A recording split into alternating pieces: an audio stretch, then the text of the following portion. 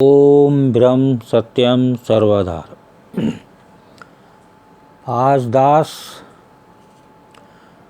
बहुत ही सुंदर टॉपिक है।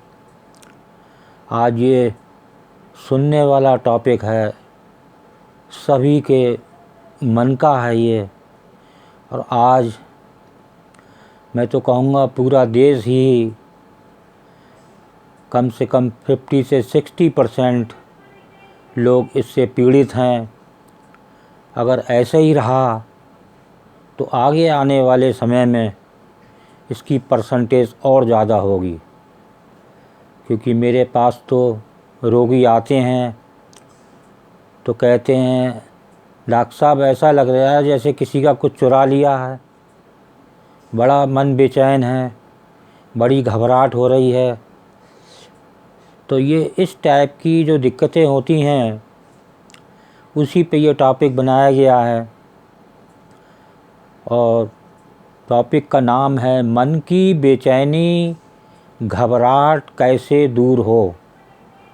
एक बार प्रेमी टॉपिक को फिर श्रवण करें। मन की बेचैनी घबराहट कैसे दूर हो। बहुत ही मन के संबंध में, क्योंकि मन पे किसी का वो नहीं है कि साफ कंट्रोल हो जाए। तो ये एक ईश्वर की महिमा और ईश्वर की याद में जब आदमी लगता है तब मन पे असर होता है। तो देखिए इस पर आगे क्या कहा जा रहा है। सर्वप्रथम मन की बेचैनी घबराहट को दूर करने के लिए मन को निर्मल बनाना और ईश्वर परायण होना, ईश्वर अर्पण होना अति आवश्यक है। अगर ईश्वर परायण और अर्पण नहीं होगा जब तक, तो इस चीज़ों का फ़ायदा नहीं होने वाला। क्योंकि सब वही चीज़ है कि मैं कर रहा हूँ, ये काम मैंने करा, समझे नहीं। तो वो रिश्तेदारों की बेचैनी,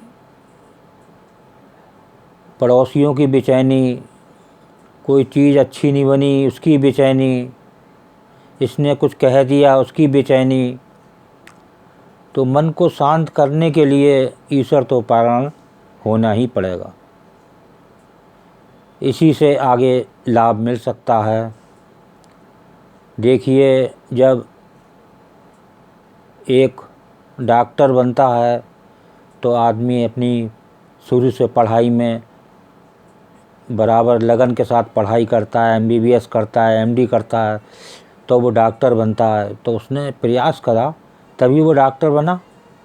ऐसे थोड़ी बन गया कि बिना पढ़े वो डॉक्टर बन गया। तो अब इसके आगे श्रवण करें। आजकल हर मानव डर और बेचैनी घबराहट में जी रहा है। कहीं मुझे कोरोना तो नहीं हो जाएगा, कहीं मेरी मृत्यु तो नहीं हो जाएगी।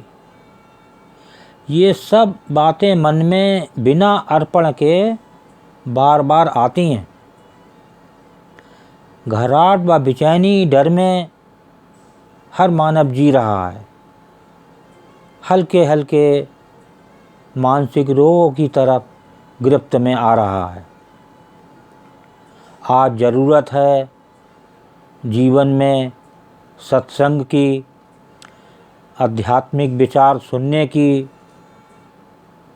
पुस्तकों से ज्ञान प्राप्त करने की, किसी सत्पुरुष की बैठक से, पूर्ण गुरु के ग्रंथों से जानकारी हासिल करना।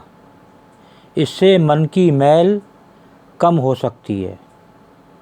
बराबर लगे रहने से मन में मैल कम होकर प्रेम की भावना आने लगती है और हल्के हल्के वो जागृत होने लगती है। अब देखिए आगे ऐसा प्रेम का वर्णन दिया गया है इसमें, ऐसा प्रेम हो जैसे कमल का पानी से, चातक का पानी से, पत्नी का पति से। जब ऐसा प्रेम ईश्वर के प्रति होता है और विश्वास होता है तो ईश्वर से ज़रूर मुलाकात होती है। लेकिन जो है मुलाकात करने के लिए, उसको जानने के लिए, उसके दर्शन करने के लिए कुछ प्रयास तो करना पड़ेगा। बिना प्रयास के कुछ नहीं है। महाराज जी कहते थे साक्षात ब्रह्मा जी ऊपर से उतर आए, तेरा कुछ नहीं बनने वाला। जब तक अपने बारे में कुछ सोचेगा नहीं, समझेगा नहीं, चलेगा नहीं, कुछ नहीं बनने वाला। तो इसी प्रकार जो है वो बेचैनी और घबराहट मन से दूर हो सकती है और ऐसा करने से मन पे काफ़ी असर पड़ता है और वो हल्के हल्के एकाग्र होता है। इससे मन की वासना पर काबू पाया जा सकता है।